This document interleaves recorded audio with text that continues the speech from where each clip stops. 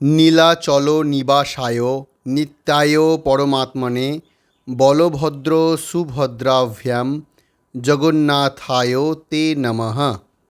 জয় জগন্নাথ। হিন্দু সনাতনী ধর্মের একটি অন্যতম প্রধান উৎসব জগন্নাথ দেবের রথযাত্রা। সামনেই আর কিছুদিন পরই প্রভু জগন্নাথ দেব তাঁর রাজ সিংহাসনে আসীন হয়ে ভক্তদের কৃপা করতে রথযাত্রার উদ্দেশ্যে বের হবেন। সেই প্রভু জগন্নাথ দেবের অমৃতময় অপ্রাকৃত লীলাকথা আজ থেকে আপনাদের সামনে ধারাবাহিকভাবে উপস্থাপন করব। আপনাদের কাছে করজোড়ে বিনীত আবেদন, আপনারা আমার সঙ্গে থাকবেন। আশা করি এই সিরিজের মাধ্যমে আপনারা জগন্নাথ দেবের সঙ্গে তাঁর ভক্তের অপূর্ব লীলা কথা আস্বাদন করে অপ্রাকৃত আনন্দ উপভোগ করবেন। তো গুরু গৌরাঙ্গের আশীর্বাদ মাথায় নিয়ে ও সকল ভক্তচরণে এই দিন অতি দিনের সশ্রদ্ধ দণ্ডবত প্রণতি জ্ঞাপন করে আজ থেকে এই নতুন যাত্রা শুরু করছি। আজকের প্রথম পর্বে থাকছে পুরুষোত্তম ক্ষেত্র মাহাত্ম্য। বর্তমানের উড়িষ্যা রাজ্য একসময় উৎকল নামে খ্যাত ছিল। এটি রসিকুল্য নদী ও মহানদীর মধ্যবর্তী প্রদেশে অবস্থিত। পূর্বে এটি উৎকল দেশ নামে পরিচিত ছিল। স্কন্ধ পুরাণে উৎকল প্রদেশের মহিমা সুন্দরভাবে বর্ণনা করা হয়েছে। তৎকালীন উৎকল প্রদেশ বর্তমানের ওড়িশা রাজ্যে অবস্থিত নীলাচল ধাম, যেটিকে স্বয়ং ভগবান পুরুষোত্তম ক্ষেত্র নামে অভিহিত করেছেন। যদিও ভগবান সর্বত্র বিরাজমান, তিনি সর্বব্যাপী, তবুও পুরুষোত্তম ক্ষেত্রে তিনি তাঁর সাক্ষাৎ স্বরূপে দারু নির্মিত বিগ্রহ রূপে বিরাজিত রয়েছেন। তিনি দারু ব্রহ্ম নামেও সুবিদিত। কেউ তাঁর দর্শন গ্রহণ মাত্রই মোক্ষ লাভ করে থাকেন। পুরুষোত্তম ক্ষেত্র পরম পবিত্রকারী স্থান। যে একবার এই ক্ষেত্র পরিদর্শন করে সে অপর সকল পবিত্র তীর্থে গমনের ফল প্রাপ্ত হয়। এই ধাম ভগবানের এতই প্রিয় যে তিনি নিজে তাঁর নিজ নাম অনুসারে পুরুষোত্তম এই স্থানের নামকরণ করেছেন। এই ক্ষেত্রের পরিধি 10 যোজন অর্থাৎ প্রায় 120 কিমি অবধি বিস্তৃত। এই ক্ষেত্র সমুদ্র হতে অভিব্যক্ত হয়েছে এবং এর তটবর্তী ভূমিক্ষেত্র বালুকাবৃত।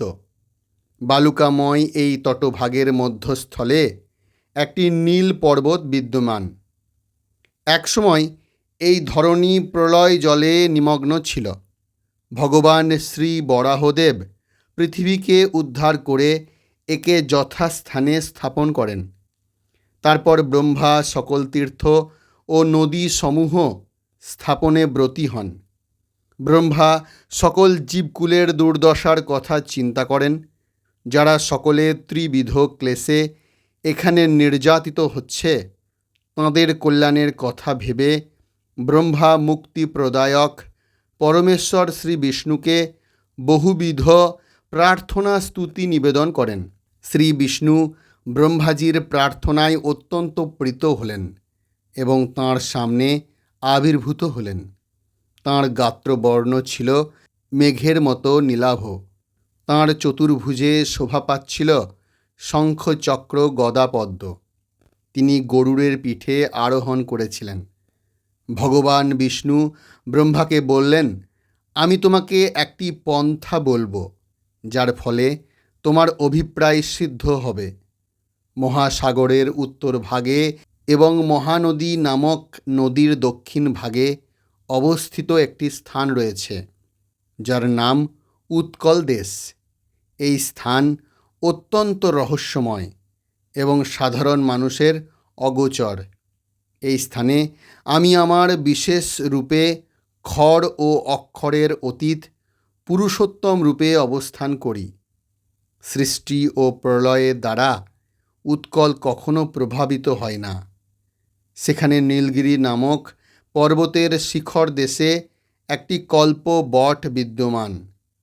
এই মহীরুহের পশ্চিম দিকে রোহিণীকুণ্ড নামে একটি সরোবর আছে। ওই সরোবরের তটদেশে আমি পুরুষোত্তম রূপে অবস্থান করছি। যে আমার দর্শন করবে সে মুক্তি লাভ করবে, এতে কোনো সংশয় নেই। হে ব্রহ্মা, তুমি সেখানে গিয়ে আমার ধ্যান করো, তখন পুরুষোত্তম ক্ষেত্রের সকল মহিমা সতই তোমার নিকট প্রকাশিত হবে। ওই স্থান বেদগোপ্য। আমার মায়া শক্তি প্রভাবে কেউই এই ধাম সম্বন্ধে অবগত নয়। এখন আমার কৃপায় এই ধাম সকলের কাছে প্রকাশিত হবে। কেউ যদি এক নিঃশ্বাস কালমাত্র এখানে অবস্থান করে তাহলে সে এক অশ্বমেধ যজ্ঞের ফল প্রাপ্ত হবে। এইভাবে ব্রহ্মাকে উপদেশ প্রদান করে ভগবান শ্রী বিষ্ণু অন্তর্হিত হলেন। শ্রী বিষ্ণুর আজ্ঞানুসারে ব্রহ্মা নীলাচল ধামে গমন করে ধ্যান করতে শুরু করলেন। পিতৃলোক হতে যমরাজ নীলাচলে আগমন করলেন। যমরাজ এই ভেবে উদ্বিগ্ন হলেন যে ভগবান যদি এইভাবে প্রত্যেককে তাঁর দর্শন প্রদান করেন তাহলে তিনি তাঁর পদ, তাঁর সেবা দায়িত্ব হারাবেন। সকল পতিত জীবকুল মুক্তি লাভ করবে, ফলে যমরাজের পদের অস্তিত্ব বিপন্ন হবে। এই উৎকণ্ঠায় তিনি নীলাচল ক্ষেত্রে এসে ভগবান শ্রী নারায়ণের স্তুতি করতে লাগলেন। যমরাজের প্রার্থনা স্তুতিতে শ্রী নারায়ণ অত্যন্ত প্রীত হলেন। তিনি তাঁর বাম পাশে উপবিষ্ট লক্ষ্মী দেবীকে যমরাজের সঙ্গে কথা বলতে ইঙ্গিত করলেন। লক্ষ্মী দেবী বললেন, হে সূর্য নন্দন যমরাজ, আমাদের পক্ষে এই পুরুষোত্তম ক্ষেত্র পরিত্যাগ করা অসম্ভব।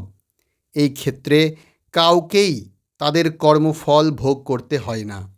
যারা এখানে বাস করে, এমনকি এখানকার সকল পশু পাখিও তাদের সকল পাপকর্ম হতে বিমুক্ত হয়।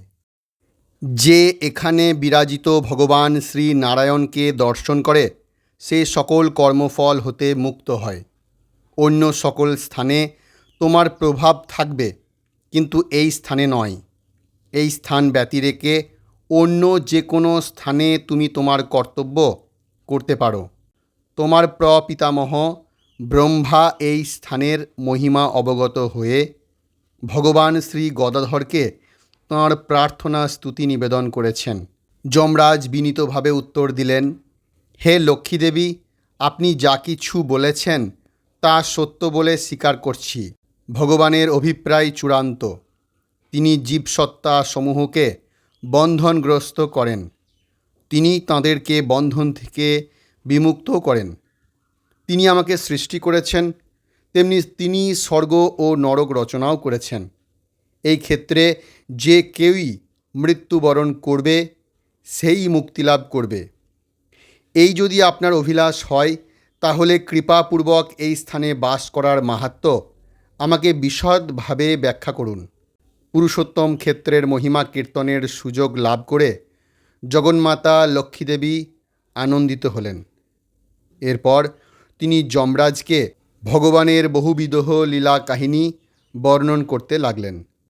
তো আজকের মতো আমাদের জগন্নাথ লীলা কথার প্রথম পর্ব বিশ্রাম নিচ্ছি। আগামী পর্বে আমরা আবারও নতুন পর্ব নিয়ে হাজির হব। ততদিন পর্যন্ত আপনারা ভালো থাকবেন, সঙ্গে থাকবেন। জয় জগন্নাথ।